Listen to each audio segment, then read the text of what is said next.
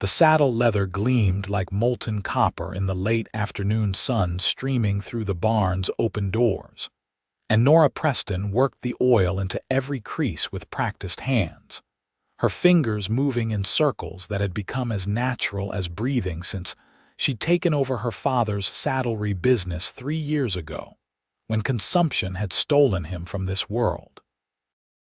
Nebraska City stretched beyond the barn in 1878, a bustling river town on the Missouri where steamboats still docked regularly, and the railroad had brought both prosperity and trouble in equal measure.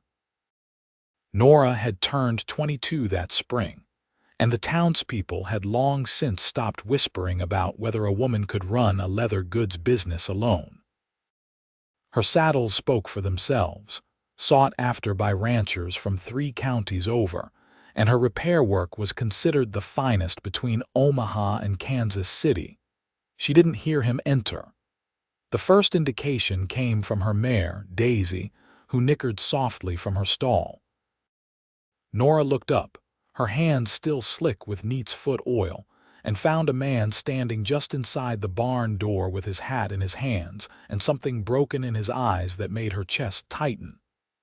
"Help you?" she asked, straightening but keeping her tone neutral. She'd learned to be cautious with strangers, especially the ones who looked like they'd been chewed up and spit out by life itself. He was tall, probably 6 feet or more, with dark hair that needed cutting and a shadow of beard across his jaw. His clothes were trail-worn but good quality, and the gun on his hip had the well-maintained look of a tool rather than an ornament. But it was his eyes that held her attention, gray as winter sky and holding depths of weariness that seemed far older than his face suggested. He was perhaps 30 at most. "Need a saddle repaired," he said, his voice rough like he hadn't used it much lately. "Was told you're the one to see." Nora wiped her hands on a rag and gestured for him to bring it in. He disappeared back outside and returned carrying a saddle that had seen better days. The leather was cracked in places, the stitching coming apart along the seat, and one stirrup leather had nearly torn through. "You've been riding this?" she asked, running her fingers over the damage. "You're lucky it didn't give out completely and throw you." "Luck and I aren't on speaking terms," he said, and there was something so matter-of-fact about his tone that it took her a moment to realize he'd made a joke, albeit a dark one. She looked up at him again, really looked this time, and saw the tension in his shoulders, the careful way he held himself like a man expecting trouble from any direction. A lawman, she thought at first, but then dismissed it. Lawmen carried themselves with authority. This man carried himself like someone trying to disappear. "I can fix it," she said. "Take about 3 days, cost you $8. He nodded and reached for his pocket, but she held up a hand. "Pay when you pick it up.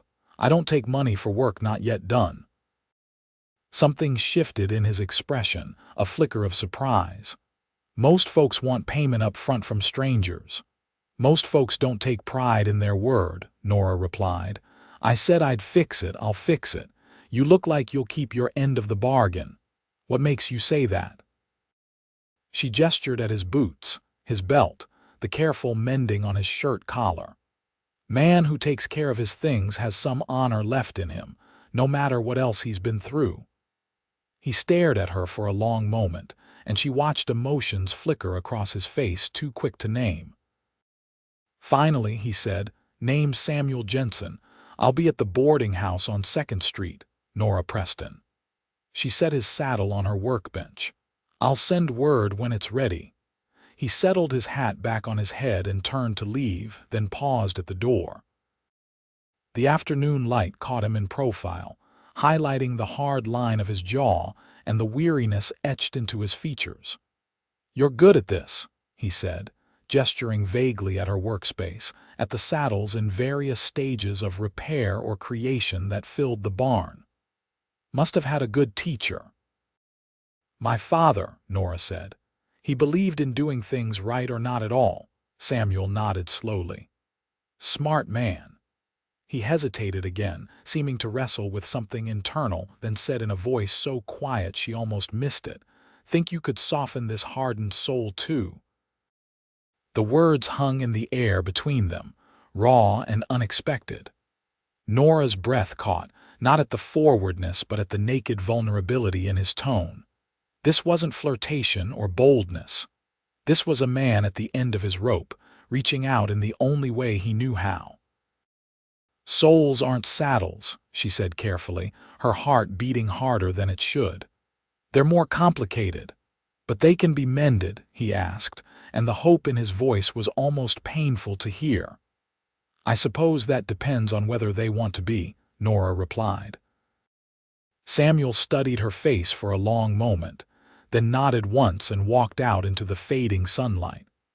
Nora stood motionless, listening to his footsteps fade, wondering what on earth had just happened and why she couldn't quite catch her breath. She forced herself back to work, finishing the saddle she'd been oiling, but her mind kept drifting to gray eyes and quiet desperation. Nebraska City had its share of drifters and troubled men, especially since the war had ended 13 years ago and left so many scarred in ways visible and invisible. She'd learned to keep her distance, to be professional and polite, but never encouraging. Yet something about Samuel Jensen had slipped past her defenses in the space of a 5-minute conversation, and she wasn't sure how she felt about that. The next morning dawned clear and warm, promising another hot August day. Nora rose early as always, fed her chickens and Daisy, then settled into her work. Samuel's saddle required complete disassembly to properly repair the damaged sections, so she started with that, carefully removing the old stitching and making notes on measurements. She was so absorbed in the work that she didn't notice she had a visitor until a throat cleared pointedly. Nora looked up to find Martha Greenwood, owner of the town's general store, standing just inside the barn with her arms crossed and an expression of obvious curiosity on her plump face. "Martha," Nora said, setting down her tools, "need something?" "Just heard something interesting," Martha said, moving closer with the air of someone settling in for a good gossip. "Heard a stranger came by yesterday, tall fellow, armed, asking after you specifically." Nora fought the urge to roll her eyes. Nebraska City wasn't large enough for much to stay private, and Martha made it her business to know everyone else's business. "He needed saddle work done." "That's what I do, Martha. But he asked for you by name, dear. Seems odd for a stranger, don't it?" "Someone likely recommended me. My work's known in the territory." Martha sniffed. "Well, you ought to be careful. Mary at the boarding house says he's been quiet as a church mouse, keeps to his room, doesn't talk to nobody. Suspicious, if you ask me." "Good thing I'm not asking you," Nora said, keeping her voice light but firm. "Was there something you actually needed?" Martha looked affronted for a moment, then her expression shifted to concern. "Just looking out for you, dear. You're alone out here, and your father, God rest his soul, would want someone keeping an eye on you." The mention of her father softened Nora's irritation. Martha meant well, even if her methods were intrusive. "I appreciate it, truly, but I can take care of myself. My father made sure of that." After Martha finally left, Nora returned to Samuel's saddle with renewed focus. The leather told its own story under her experienced hands.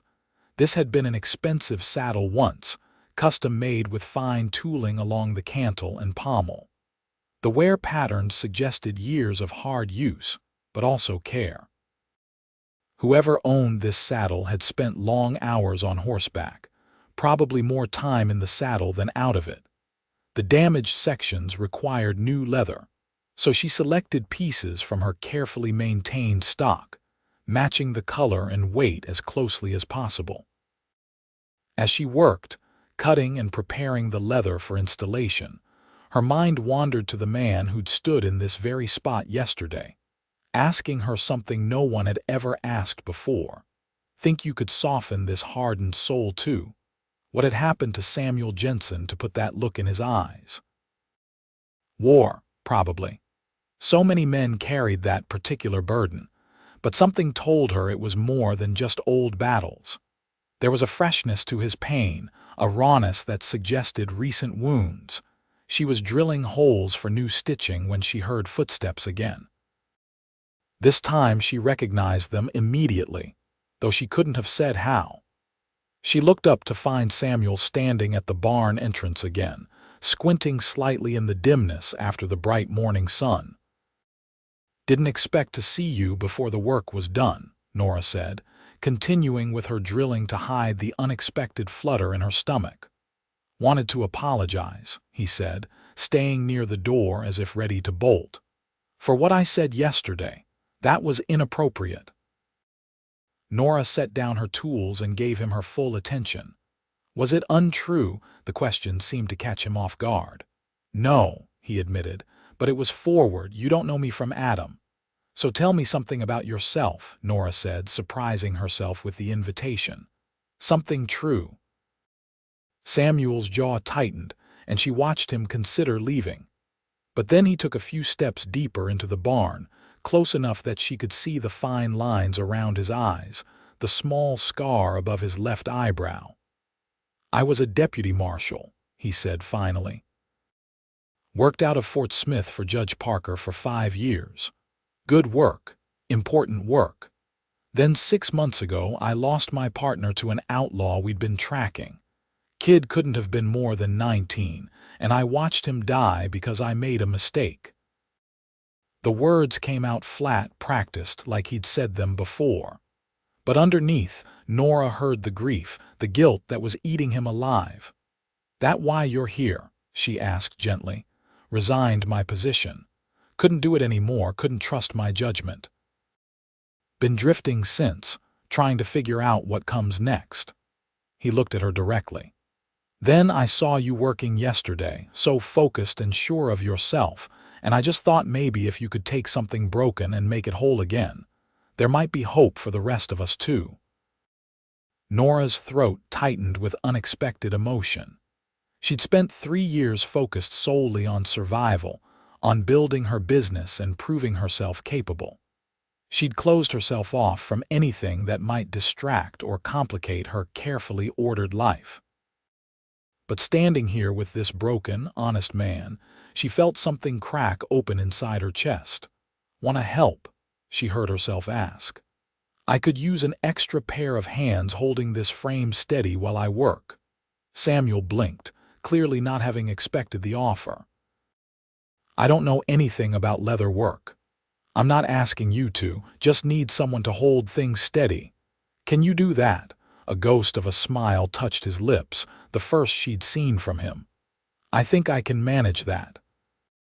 He crossed to her workbench, and she positioned him holding the saddle frame at the angle she needed. As she worked, drilling and fitting the new leather pieces, she explained what she was doing, partly to fill the silence and partly because teaching helped her think. "The trick is matching the tension," she said, pulling the artificial sinew through a hole. "Too loose and it'll gap and wear unevenly. Too tight and you weaken the leather, might even tear it. Has to be just right." "Like a lot of things in life, I suppose," Samuel said. "Exactly like that." She glanced up at him. "Too much pressure and you break. Too little and you fall apart. The balance is everything." They worked in companionable silence for a while, the only sounds the rasp of her tools and the distant noises of the town going about its business. Nora found herself hyper-aware of his presence, of how his hands held the frame rock steady, of the concentration on his face as he watched her work. "Where are you from originally?" she asked after a while. "Missouri. Little town that doesn't exist anymore. War came through and didn't leave much behind." He shifted slightly to give her a better angle. "You lived here long, all my life. My father came to Nebraska City in '54, right when the territory was opening up. Met my mother here. She died when I was 10, fever took her. After that it was just me and Papa, working this business together until the consumption took him too. "That why you never married?" Samuel asked, then immediately looked chagrined. "Sorry, that's none of my business." "No, it's all right," Nora said, though the question made her defensive walls try to slam back up. "I was engaged once when I was 19. Thomas Patterson, son of the banker. But he made it clear after my father died that he expected me to sell the business, that no wife of his would be working with leather like a common laborer. She drove her all through the leather with more force than necessary. I told him what he could do with his expectations." "Good for you," Samuel said, and the approval in his voice was genuine. "Most people think I'm foolish. A woman my age, not married, running a business that's not exactly ladylike. Most people are idiots," Samuel said bluntly, and Nora laughed before she could stop herself. "That's the truest thing I've heard all week." They continued working until the sun climbed high enough that the heat in the barn became oppressive. Nora called a halt and offered Samuel water from the pump outside. They stood in the shade of the barn, drinking from tin cups, and she realized with a start that she was enjoying herself, that the weight she usually carried felt somehow lighter.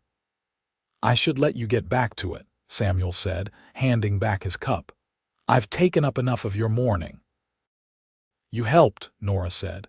"Saved me a good hour of struggling with that frame. Come back tomorrow if you want, plenty more to do." Something in his expression shifted, softened. "You sure? Wouldn't offer if I wasn't." He nodded slowly, settling his hat on his head. "Tomorrow, then."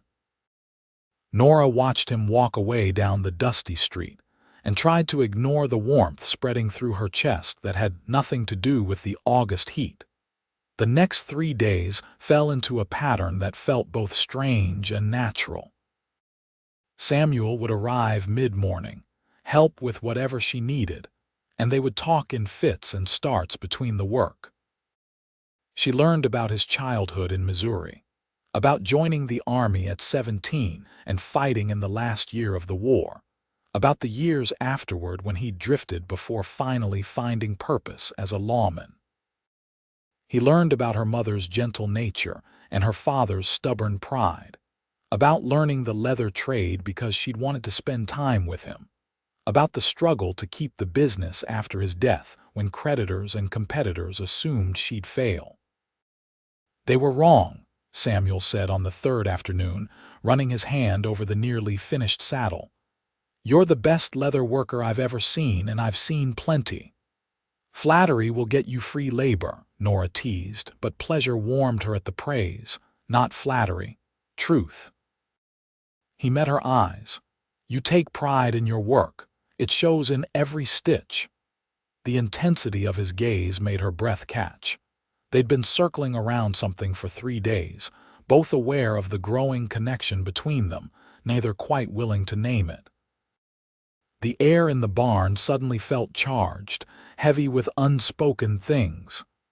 "Samuel," she started, not sure what she meant to say, but he shook his head. "I should go. You'll want to finish this without me in the way." He left before she could protest, and Nora stood alone in the barn, her heart beating hard and her hands trembling slightly as she picked up her tools again. She was falling for him. That was the truth of it, simple and terrifying. 3 days and she was falling for a man so damaged, he'd asked a stranger to fix his soul. She finished his saddle that evening by lamplight, taking extra care with the final details, buffing the leather until it glowed warm in the flickering light. It was some of her best work, and she knew it. She also knew she'd poured more than just skill into it. She'd worked with something like hope, something like possibility. The next morning, she sent word to the boarding house that the saddle was ready. Samuel arrived within the hour, and she saw him stop in the barn doorway when he spotted his saddle on its stand, completely transformed. "Nora," he breathed, crossing to run his hands over the restored leather. "This is incredible. It looks better than when I bought it new." It'll ride well too, she said, trying for professional but landing somewhere near shy. I reinforce the weak points. Should last you another 10 years easy. He continued examining the saddle, his fingers tracing the careful stitching, the new leather integrated so seamlessly. It was barely distinguishable from the old. Then he looked at her, and the expression on his face made her knees weak. "Thank you," he said quietly.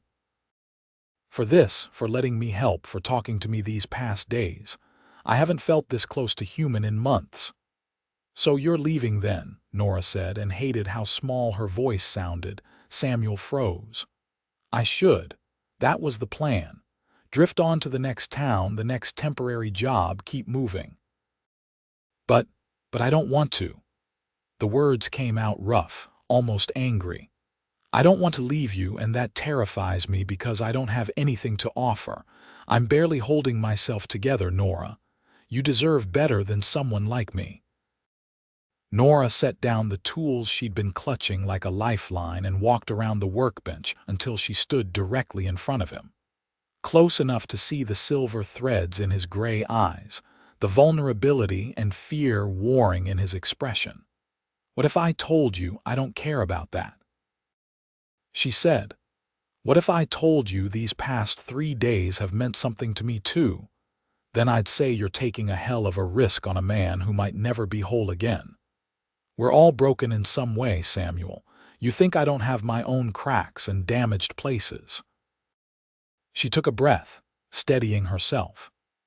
"I spent 3 years focused on nothing but work because it was safer than letting anyone close enough to hurt me. Then you walked in here asking me to soften your hardened soul, and I thought you were crazy. But maybe we're both crazy. Maybe that's all right." Samuel reached up slowly, giving her time to pull away, and cupped her face with his hand. His palm was warm, calloused, gentle. "I don't deserve you." "Let me decide what I deserve," Nora whispered, and then his lips were on hers, soft and questioning and full of barely restrained hunger. The kiss deepened, and Nora felt the world narrow to just this, just them, just the rightness of his arms coming around her and pulling her close. When they finally broke apart, both breathing hard, Samuel pressed his forehead to hers. "I don't know how to do this," he admitted. "Don't know how to be with someone, how to let myself want something good." "Then we'll figure it out together," Nora said. "I don't know how to do this either, but I'd like to try." "You're sure?" She pulled back enough to meet his eyes. "I'm sure." Samuel paid for his saddle and left it in her barn, saying he'd pick it up later. Instead, he spent the rest of the day helping her with other work.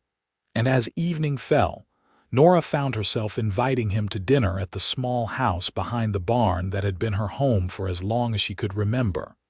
It was strange having someone in her space, strange and wonderful at once. Samuel sat at her kitchen table while she cooked, talking about small things, and the domesticity of it made something ache in Nora's chest. This was what she'd denied herself, what she'd convinced herself she didn't need. Over dinner, fried chicken and potatoes with biscuits, they talked more seriously about the future.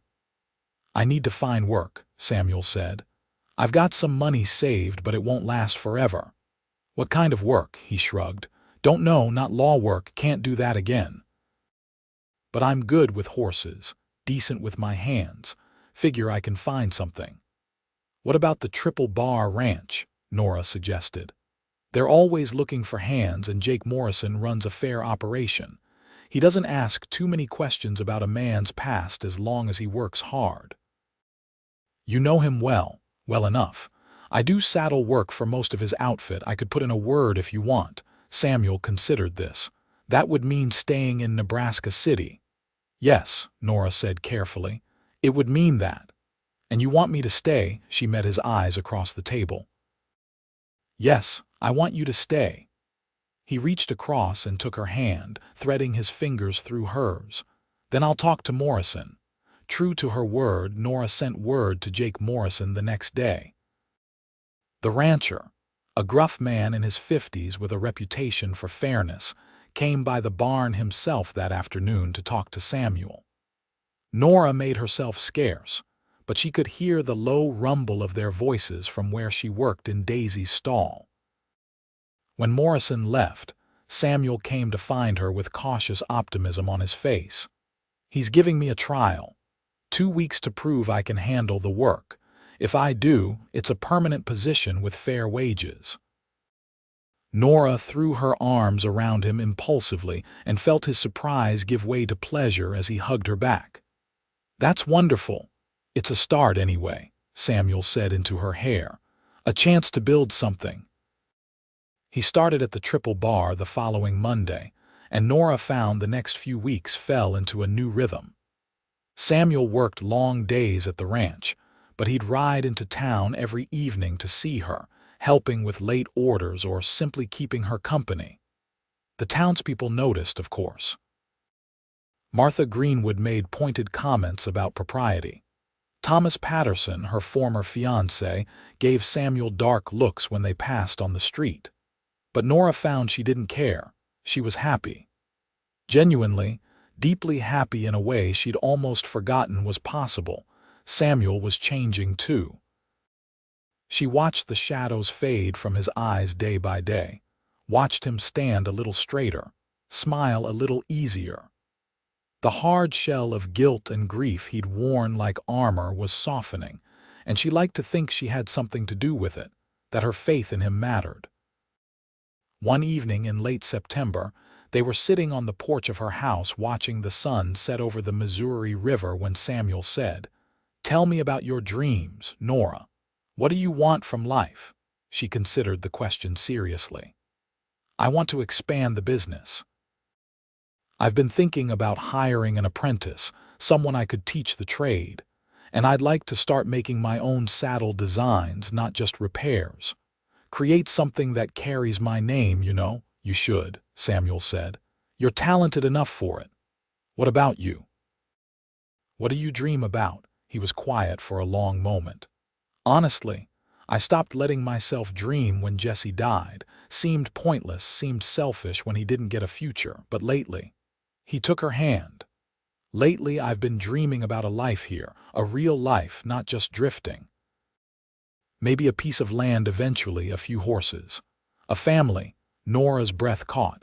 "A family someday," Samuel said carefully. "If that's something you'd want, no pressure, Nora. I know we're still figuring this out." "I'd want that," she said softly. "Someday, when we're both ready." He kissed her then, slow and sweet, and Nora felt certainty settle into her bones. This was right.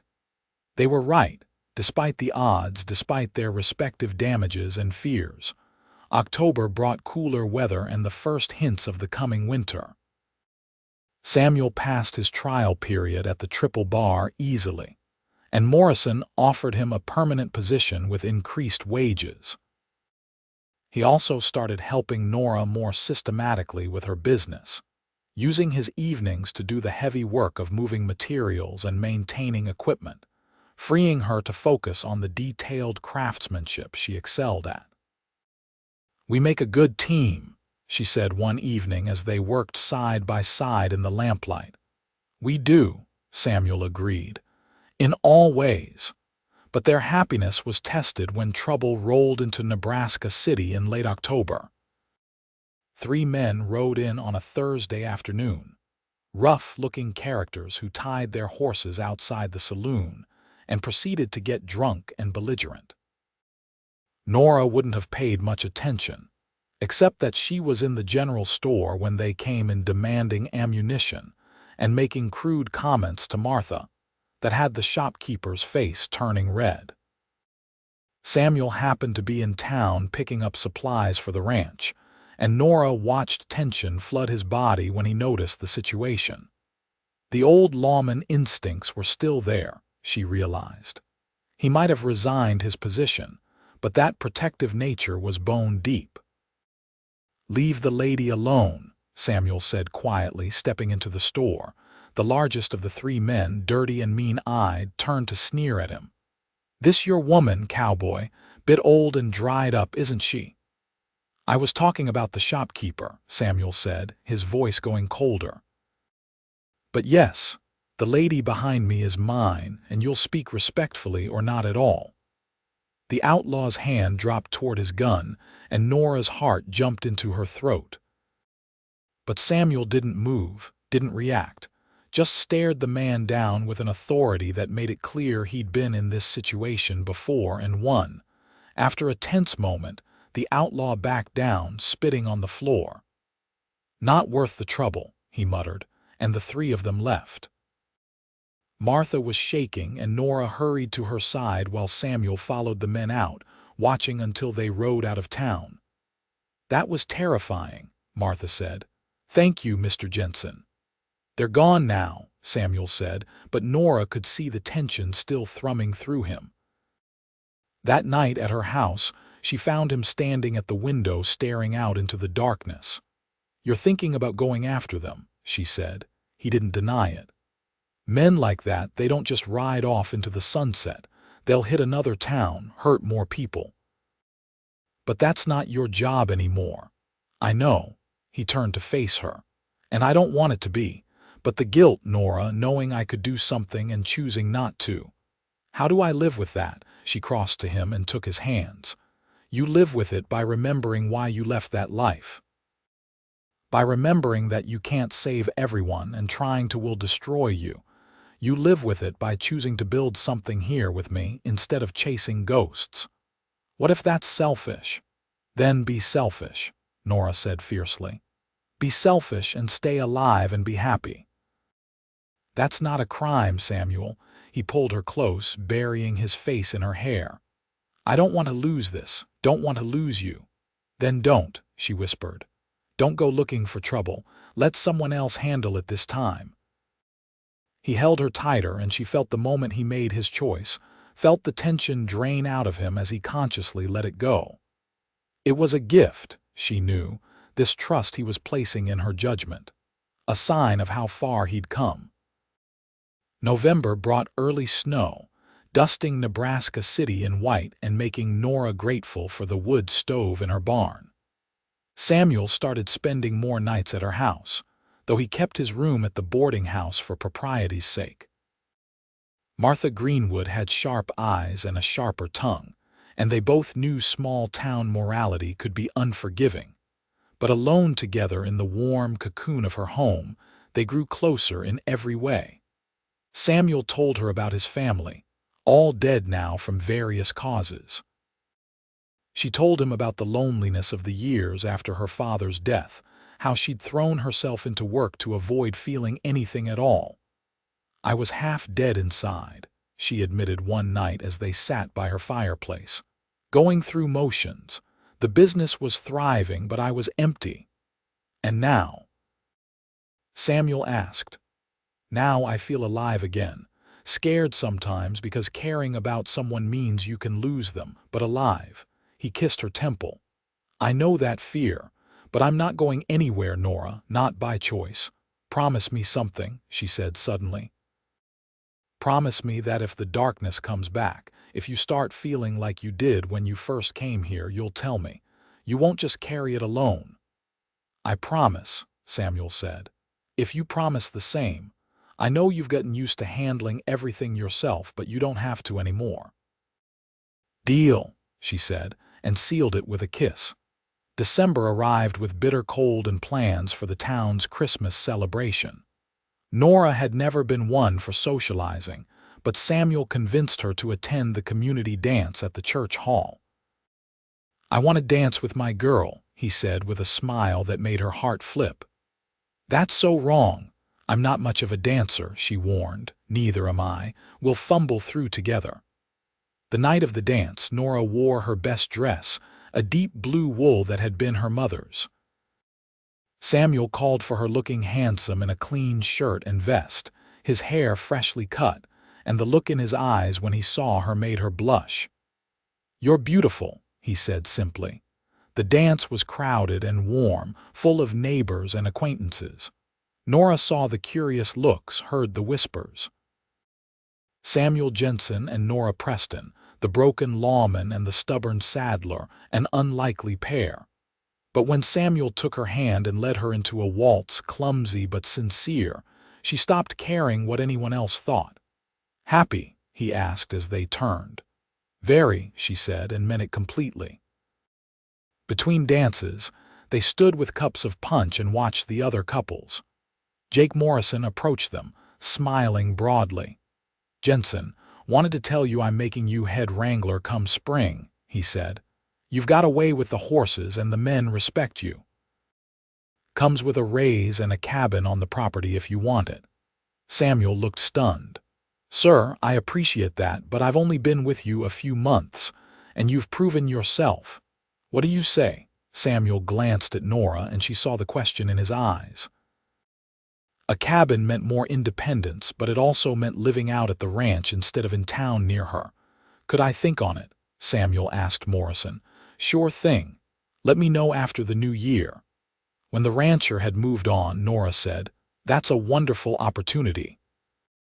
It would mean living at the ranch, I know. I'd be further from you." Nora took a breath. "Or I could live there with you if that's something you wanted." Samuel's eyes widened. "Nora, are you saying—" "I'm saying that I love you, Samuel Jensen. I think I have since you asked me to soften your hardened soul, and if you want me to, I'd marry you and live wherever you need to be." The noise of the dance faded around them. Samuel cupped her face in his hands, his expression almost reverent. "I love you too," he said. "God, Nora, I love you so much it terrifies me. Yes, I want to marry you. I want to build a life with you, but your business, I can run it from the ranch if I need to. Or hire someone to help in town. We'll figure it out," she smiled. "Together, remember." He kissed her there in the middle of the church hall, and around them people began to clap and cheer. When they broke apart, both laughing, Martha Greenwood was beaming and dabbing her eyes with a handkerchief.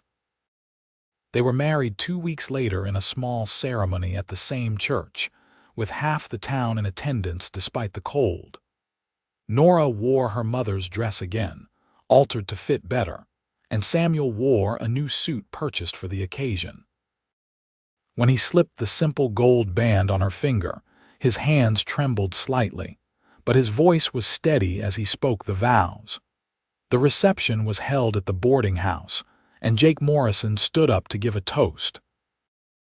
"Known Nora Preston since she was a girl helping her father in the barn," he said. "Never seen her smile as much as she has these past months. And Samuel, you came to us pretty broken up, but you've proved yourself a man of character. You're both lucky to have found each other." To the happy couple.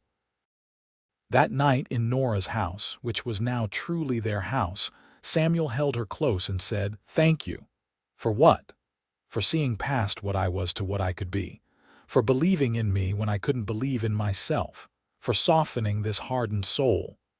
Nora touched his face tenderly. "You did most of that yourself. I just reminded you it was possible." They made love for the first time as husband and wife, tender and unhurried, learning each other's bodies with reverence and joy. Afterward, wrapped in quilts in each other's arms, Nora felt a completeness she'd never known was possible. January brought brutal cold, but it also brought change. Nora and Samuel moved to the cabin at the Triple Bar, a sturdy 2-room structure that Morrison had improved with glass windows and a good stove. Nora set up a smaller workshop in the barn, keeping her main operation in town, but able to do much of her work at the ranch. It was an adjustment, learning to live together fully, learning to navigate the small conflicts and compromises that marriage required. Samuel was neat to the point of compulsion, a military habit. Nora was absent-minded, leaving tools everywhere. Samuel wanted to rise before dawn. Nora preferred to work late and sleep later. But they worked through it with patience and humor, and Nora found that building a life with someone was harder and more rewarding than anything she'd done alone. She also discovered that ranch life suited her in unexpected ways. She'd always been a town girl, but there was something peaceful about the open spaces, The rhythm of the seasons marked by the work with the horses and cattle rather than the church bells and train schedules. Samuel thrived as head wrangler. The responsibility gave him purpose, and the trust Morrison placed in him rebuilt his confidence in his own judgment. Nora watched him grow into the role, watched him mentor younger hands with patience and authority, and felt proud of the man he was becoming. Not that he'd become someone new, but rather that he was finding his way back to who he'd been before grief nearly destroyed him. Spring came late that year, snow lingering into April before finally giving way to mud and green shoots. Nora had started training a young man named Peter to help with the saddle work. A gangly, 18-year-old with clever hands and a willingness to learn. It freed her time to focus on the custom design work she'd always wanted to do, and by May she had orders for 3 completely original saddles, her own patterns and tooling. "Look at this," she said to Samuel one evening, showing him the sketches. "This one is for a woman rancher up near Omaha." She wanted something lighter but still sturdy, designed for smaller frame. Samuel studied the drawings with genuine interest. "You're brilliant, you know that. I'm practical," Nora corrected, but she was pleased. "You're both." He set the sketches aside and pulled her into his lap. "And you're mine." "Possessive tonight, Mr. Jensen." "Always, Mrs. Jensen." They were interrupted by a knock at the door. Samuel opened it to find Morrison standing there looking concerned. "Sorry to bother you folks, but we've got a situation. Found one of the hands hurt about a mile out. Looks like his horse threw him. We've got him in the bunkhouse, but he's asking for you, Jensen. Says he needs to tell you something." Samuel grabbed his coat and hat immediately. "I'll come." Nora followed them to the bunkhouse, where a young man named Charlie lay on a cot, his face pale and his leg clearly broken.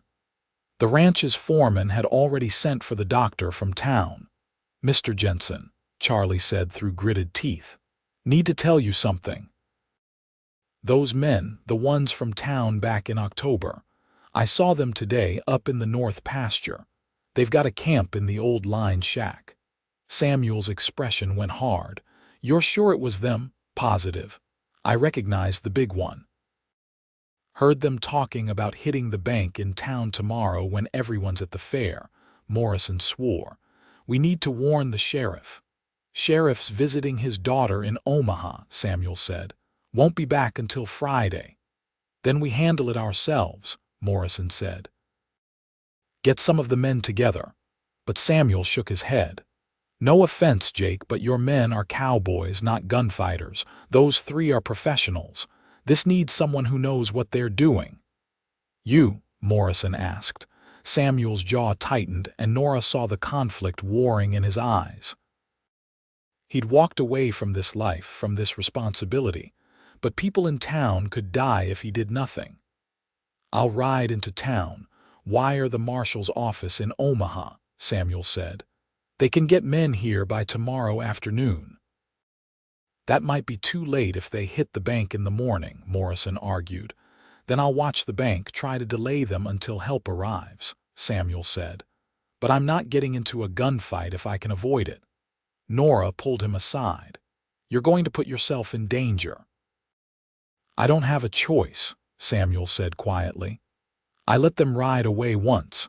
If something happens tomorrow because I did nothing, I couldn't live with that." She wanted to argue, wanted to beg him to stay safe and let someone else handle it. But she saw the determination in his face and knew this was something he needed to do, not out of obligation to his old life, but to be able to live with himself in his new one. "Then I'm coming with you," she said. "Absolutely not." "Samuel, I know how to shoot. My father taught me. I'm not going to fight, but I can watch your back, I can help warn people. Don't shut me out of this." He looked like he wanted to argue, but finally nodded. "Stay close to me. Promise me that much." "I promise." They rode into town through the darkness, reaching Nebraska City near midnight. Samuel sent his wire. Then they settled in to watch the bank from the boarding house across the street. The marshal's office in Omaha promised men by noon, but Samuel and Nora both knew that might not be soon enough. Dawn broke gray and cold, with low clouds threatening rain. The town stirred to life, people preparing for the fair that would start at 10, unaware of the danger lurking. At 8 o'clock, 3 riders appeared at the end of Main Street. "There," Samuel said tensely. "That's them." The outlaws dismounted in front of the bank, which wouldn't open for another hour. But rather than waiting, they kicked in the door, clearly planning to rob the place before customers arrived. "Stay here," Samuel ordered Nora, then was out the door before she could protest. She watched from the window as he crossed the street, moving with the careful alertness of a predator. He'd strapped on his gun that morning, the one he hadn't worn in months, and seeing him like that reminded her viscerally that he'd been a lawman, that he'd done this before. Samuel reached the bank just as the outlaws emerged, bags in hand. The big one saw him and froze. "That's far enough," Samuel said, and even from across the street Nora could hear the authority in his voice. "Drop the bags and put your hands up." The big outlaw laughed. "You're that cowboy from before. You don't even have a badge. Get out of our way before you get hurt." "Can't do that," Samuel said. "You're going to put down those bags and wait for the law to arrive." "The law," the outlaw spat. "There's no law here, just you, and there's 3 of us." "I'm aware of the numbers," Samuel said calmly. "But I used to be a deputy marshal and I'm good at what I do. One of you will definitely die if this goes to shooting, maybe all 3. Is that money worth it?" The tension stretched, unbearable. Nora's hand crept to the small pistol she'd brought, hidden in her coat pocket. If shooting started, she'd do what she had to. But then a voice called out, "He's not alone." Jake Morrison stepped into view from the alley beside the bank, rifle in hand. Then more men appeared, ranch hands and townspeople, armed and serious. "Town's not as helpless as you thought," Morrison said. "Now do what the man says." The outlaws looked at each other, weighing their odds. Finally, the big one dropped his bag and the others followed suit. Relief flooded through Nora, so intensely she felt dizzy. The marshal's men arrived an hour later and took the outlaws into custody. By then, the whole town knew what had happened, and Samuel found himself surrounded by grateful citizens, shaking hands and accepting thanks that clearly made him uncomfortable. Nora pushed through the crowd and took his arm. "Can we go home now, please?" Samuel said fervently. They rode back to the Triple Bar in silence, but when they reached their cabin, Samuel pulled her into his arms and held her so tightly she could barely breathe. "When I saw them come out of that bank, all I could think was that if something went wrong, I'd never see you again," he said into her hair. "And the fear nearly paralyzed me." "But it didn't," Nora said. "You did what needed to be done and you did it right. I'm so proud of you." He pulled back to look at her. "I'm done with that life, Nora. Completely done. Today proved I can handle myself if necessary, but it also reminded me what's really important. This us, the life we're building, that's what matters." "I agree completely," she said and kissed him. Summer arrived in full force, hot and bright. Nora's custom saddle business was flourishing, and Samuel's work at the ranch went so well that Morrison made him a partner in a small horse breeding operation. They were building something solid, something that felt like it would last. In July, Nora realized her monthly courses were late. Then she missed a second month and the morning sickness started. When she told Samuel, his face went through a dozen emotions in as many seconds before landing on pure joy. "A baby," he said wonderingly. "We're having a baby." "Seems that way," Nora said, unable to stop smiling. "Are you happy?" "Happy doesn't begin to cover it." He touched her stomach with a reverence that made her tears prick. "I never thought I'd have this, Nora. A wife, a home, a child on the way. It seems too good to be real." "It's real," she assured him. "We're real." The pregnancy was easier than she'd feared, and Nora worked almost until the end, finally letting Peter take over more of the business in late February as she grew too large to move comfortably. Samuel hovered over her with comical concern, treating her like she was made of glass. "I'm pregnant, not dying," she told him when he tried to carry her to bed for the third night in a row. "I know, but you're carrying our child. That's precious cargo." Their son was born in March of 1880 on a stormy night when the wind howled around the cabin and rain lashed the windows. The midwife from town, Mrs. Chen, coached Nora through the long hours of labor while Samuel paced the other room, helpless and terrified. When the baby finally arrived, squalling and red-faced and perfect, Samuel was called in to meet his son. The look on his face as he held the tiny bundle made Nora cry all over again. "He's so small," Samuel whispered. "He'll grow," Mrs. Chen said with a smile. "He's healthy and strong." "What will you call him?" Nora and Samuel looked at each other. They discussed names but never quite decided. Now, looking at her husband holding their child with such wonder, Nora knew. "Daniel," she said. "Daniel Joseph Jensen." "After your father," Samuel said, his voice rough with emotion. "Joseph. He would have loved this baby so much," Nora said, "would have been so proud." "I wish he could have met him," Samuel said. "Wish both our families could have." "They're with us anyway," Nora said, "all of them watching over us." Life with a newborn was chaotic and exhausting and more wonderful than Nora had imagined. Daniel was a good baby, quick to smile and curious about everything. Samuel proved to be a devoted father, getting up for night feedings and changing diapers without complaint.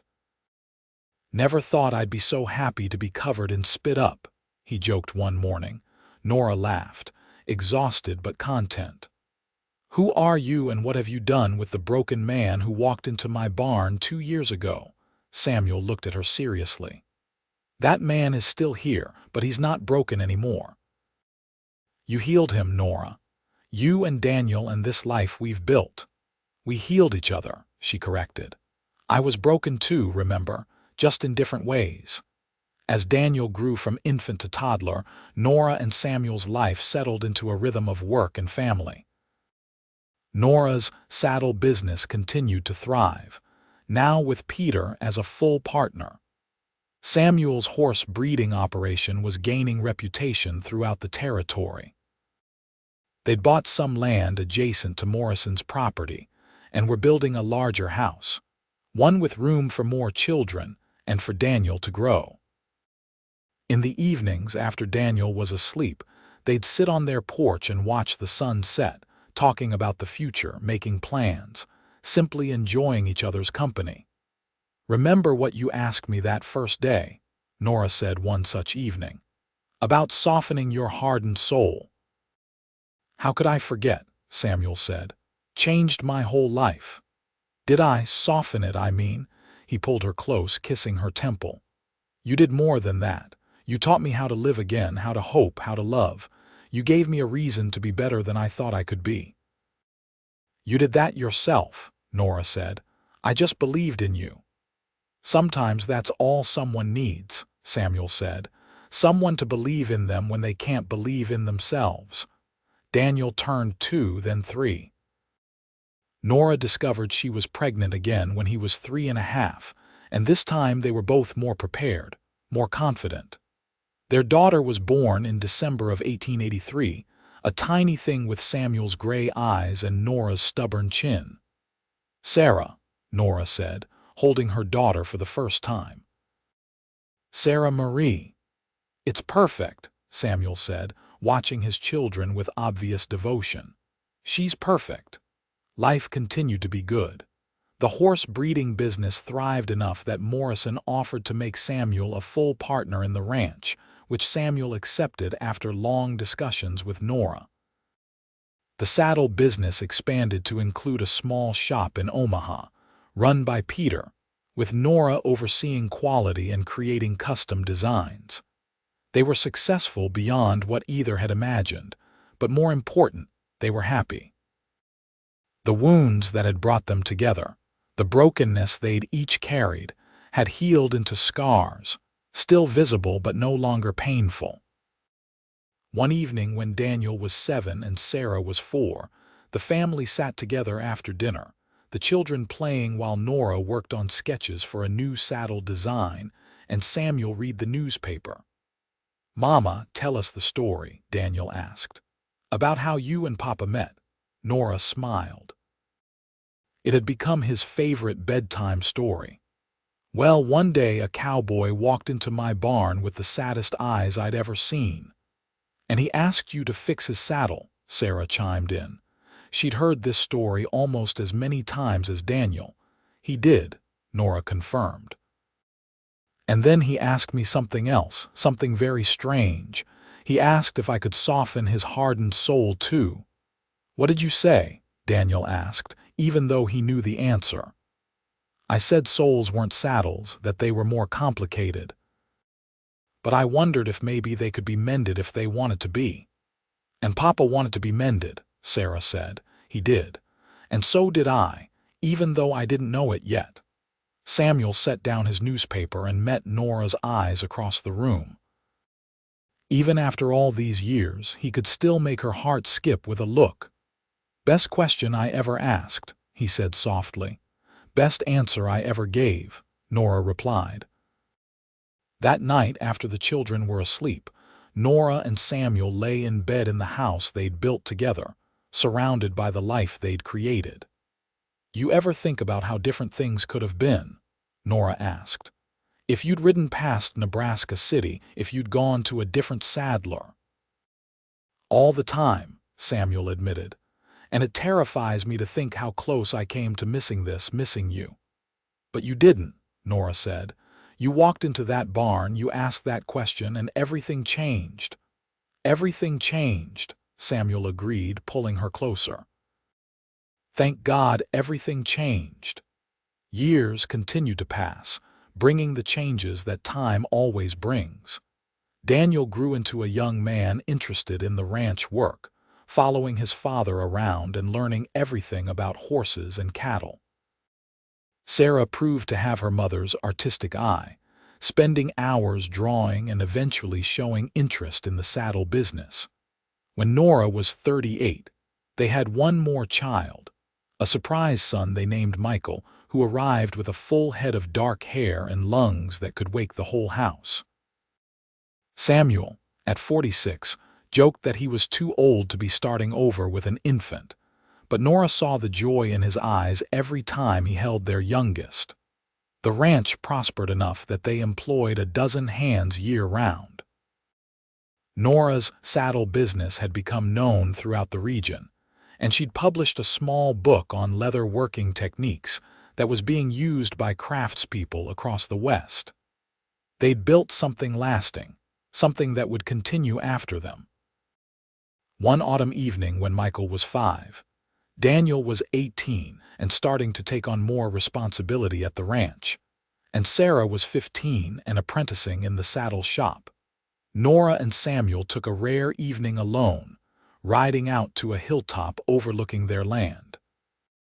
"Hard to believe it's been 15 years, Samuel said, his arm around her as they watched the sun set in brilliant oranges and reds. 15 years since I walked into your barn." "Best thing that ever happened to me," Nora said. "Same," Samuel replied. "I was so lost, Nora. So convinced I was beyond help or hope. And then there you were, this fierce, beautiful woman who looked at me and saw someone worth saving." "I saw someone who wanted to be better," Nora corrected. "That's all that really matters, isn't it? Not that we're perfect, but that we keep trying to be better." "You made me want to try," Samuel said. "Made me believe I could be more than my worst mistakes." They sat in comfortable silence as the stars began to appear, the same stars that had witnessed their beginning and had watched over every moment since. The evening was cool, promising frost, and Nora pulled her shawl tighter. "Cold?" Samuel asked immediately. "We should head back." "Not yet," Nora said. "I want to stay a little longer. This is peaceful." "It is," Samuel agreed. "Peaceful and right. Everything feels right with you." As they finally rode back toward home, toward the warm lights of their house where their children waited, Nora reflected on the journey that had brought them here. Two broken people who'd found each other at exactly the right moment, who'd had the courage to believe in healing and love and possibility. She'd walked into her barn that day planning only to fix a saddle, never imagining she'd end up helping to mend a soul and having her own mended in return. Never imagining she'd find a love that would reshape her entire world. But that was the thing about love, Nora had learned. It came when you least expected it, often in forms you didn't recognize at first. And if you were brave enough to reach for it, to trust in it, it could transform everything. The years continued their steady march. Daniel married at 21, a smart young woman named Rebecca from Omaha, and they had 2 children who Samuel and Nora spoiled outrageously. Sarah eventually took over the saddle business completely, expanding it with her own innovations and designs. Michael showed signs of becoming a teacher, loving books and learning in ways his siblings hadn't. Samuel turned 50 with grace, his dark hair now thoroughly salted with gray, but his eyes still clear and warm when they looked at Nora. His body bore the marks of years of ranch work, the slight limp from an old injury that acted up in cold weather, the calluses that never quite went away. But he was healthy and happy, and that was all that mattered. Nora herself was 46, her hands still skilled despite the arthritis that sometimes made them ache. Her hair had strands of silver threading through the brown, and she wore spectacles now for close work. But she still ran her business with the same dedication, still found joy in creating something beautiful and functional from raw leather. They celebrated their 20th anniversary with a party at the ranch, surrounded by family and friends, including Jake Morrison, who was now semi-retired and spent his days fishing and telling stories. Martha Greenwood, elderly but still sharp-tongued, attended and presented them with a quilt she'd made, each square representing a moment in their life together. "Never thought you two would make it," she admitted with brutal honesty that made everyone laugh. "You both seem too stubborn and damaged, but I'm glad I was wrong." "So are we, Martha," Samuel said, raising his glass. "So are we." That night, alone in their room after the last guest had left, Samuel presented Nora with a box. "What's this?" she asked. "Open it." Inside was a small leather journal, beautifully tooled with an intricate design of intertwining vines and flowers. Nora recognized Sarah's work, but also Samuel's touch in the design. "Sarah made it, but I designed it," Samuel confirmed. "Thought you might want to write down your techniques, your stories, pass them on to the grandchildren someday." Nora ran her fingers over the beautiful leather work, tears pricking her eyes. "It's perfect. Thank you." "Thank you," Samuel said. "For 20 years of happiness I didn't think I deserved. For 3 beautiful children and a life beyond anything I dared imagine. For believing in me when I couldn't believe in myself." "Always," Nora said, setting the journal aside to pull him close. "Always." They made love that night with the comfortable intimacy of long partnership, bodies that knew each other thoroughly, hearts that beat in rhythm. Afterward, Nora lay with her head on Samuel's chest, listening to his heartbeat, and felt profound gratitude for the journey that had brought them here. "Do you still think about that day?" she asked quietly. "The day you walked into my barn?" "Every day," Samuel admitted. "I think about how close I came to riding past, to giving up completely. Sometimes I dream about it, but in the dream I don't stop and I wake up terrified of that empty life I could have had." But you did stop, Nora reminded him. You asked for help. That took courage. Or desperation, Samuel said wryly. Sometimes they're the same thing, Nora replied. Sometimes we have to reach the end of ourselves before we can find the courage to change. Well, I'm grateful I reached that end when I did, right at your door. As they drifted off to sleep, wrapped in each other's arms in the house they'd built, surrounded by the evidence of the life they'd created together, Nora thought about the question Samuel had asked all those years ago. Think you could soften this hardened soul too? She hadn't known the answer then, but she knew it now.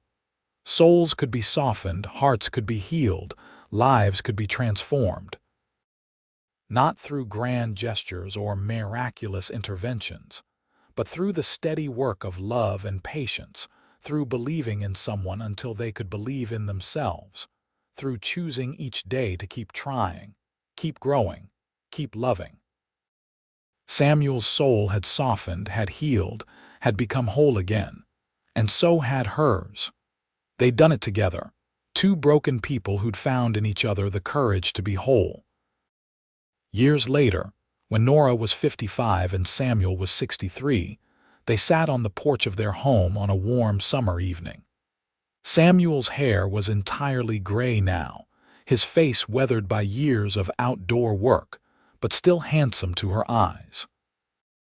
Nora's hands were gnarled with arthritis, but she could still do fine work when needed, still create beauty from leather. Daniel was running the ranch now, with Rebecca at his side and their 3 children growing strong and healthy.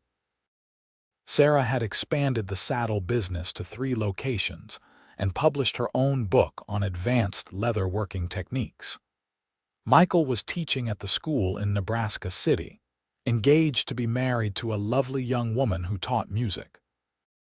They had 7 grandchildren in total, ranging from 15 to 3 years old, and the house was frequently filled with the chaos and joy of family gatherings. But tonight it was just the 2 of them enjoying the quiet. "You have any regrets?" Nora asked suddenly. It wasn't a question she'd ever asked before. Samuel considered it seriously. "Only one," he said finally. "I regret the pain I caused Jesse's family when I let him die. I've made my peace with it, but I still wish I could have saved him." "You couldn't have," Nora said gently. "You know that." "I do, but I can still wish it was different." He squeezed her hand. "Other than that, no regrets. This life with you has been better than anything I could have imagined." "Same here," Nora said. "Sometimes I think about where I'd be if you hadn't walked into my barn that day. Probably still there, still working, still alone and telling myself I was fine." "Would you have been?" "No," Nora admitted. "I was lonely, Samuel. I just didn't let myself acknowledge it. You changed everything." "We changed everything," Samuel corrected. "Together." They sat in comfortable silence as the sun set, painting the sky in shades of gold and pink and purple. In the distance, they could hear Daniel calling his children in for dinner, the everyday sounds of family life continuing around them. "What do you think happens next?" Nora asked. "After all this, you mean after we die?" Samuel asked bluntly. "Yes," he thought about it. "I like to think we get to be together, that whatever comes next, we face it the same way we've faced everything for the past 27 years, side by side." "I'd like that," Nora said, leaning her head on his shoulder. They were fortunate, Nora knew, to have found each other, to have built this life. So many people went through their entire existence without finding that kind of love, that kind of partnership. They'd been given a gift, and they'd been wise enough to recognize it and brave enough to fight for it. The evening grew darker, stars appearing one by one in the vast Nebraska sky. Inside the house, lamps were lit, casting warm light from the windows. This was home, this place they'd built together, filled with memories and love and the evidence of lives well lived. "Thank you," Samuel said quietly. "For what?" "For softening this hardened soul, for loving me when I was unlovable, for building this life with me, for everything." Nora lifted her head to look at him, seeing in his face the young man who'd walked into her barn with sad eyes and a broken saddle, but also the man he'd become, healed and whole in hers. "Thank you," she replied, "for asking that question, for taking the chance, for loving me back. For everything." They kissed soft and sweet, a kiss that held 27 years of love and commitment and partnership. When they finally went inside, hand in hand, it was with the knowledge that whatever time they had left, they'd face it together. And that was enough. More than enough. It was everything. The story of the cowboy who'd asked a woman working in her barn to soften his hardened soul, and the woman who'd been brave enough to try, had a happy ending after all. Not because everything was perfect, but because they'd chosen each other, day after day, year after year, through all the joys and sorrows that life brought. They'd taken their broken pieces and built something whole. They'd turned loneliness into love, despair into hope, endings into beginnings. They'd created a family, a legacy, a life worth living. And in the end, that was the greatest triumph of all. Not the business success or the land they owned or the money they'd made, but the love they'd built and nurtured and protected. The family they'd created. The healing they'd found in each other's arms. Samuel Jensen had walked into Nora Preston's barn in 1878 as a broken man seeking redemption. He'd found it in her steady hands and believing heart. And Nora, who'd been slowly dying inside from loneliness and isolation, had found in Samuel a reason to live fully again, to open her heart and take the risk of loving. They'd saved each other. And in doing so, they'd created something beautiful and lasting and true. A love story for the ages, played out not in grand gestures but in the quiet moments, the daily choices, the steady work of building a life together. Years later, when their grandchildren were grown and having children of their own, the story would still be told. The story of how a cowboy and a saddler fell in love in Nebraska City in the summer of 1878, and how their love had changed everything. How two broken souls had found each other at exactly the right moment and had the courage to heal together. And how sometimes, just sometimes, asking for help is the bravest thing you can do. How sometimes the best things in life come from the moments when we're most vulnerable, most honest, most willing to admit we can't do it alone. The barn where they'd first met still stood, now run by Sarah and her daughter. The leather work continued, passed down through generations. The ranch prospered under Daniel's management and would eventually pass to his children. Michael's students remembered him fondly, and several became teachers themselves, spreading his influence. But more than any of that, the love between Samuel and Nora rippled outward, touching everyone who knew them. Their children learned what real partnership looked like. Their grandchildren grew up secure in the knowledge that they were loved. The community saw in them an example of what was possible when two people committed fully to each other and to building something lasting. On a warm spring day when Nora was 71 and Samuel was 79, they took a final ride together out to their favorite hilltop. Samuel's health had been failing, his heart growing weaker, and they both knew their time together was drawing to a close. "I'm not afraid," Samuel said as they sat together watching the sunset. "Death doesn't scare me anymore."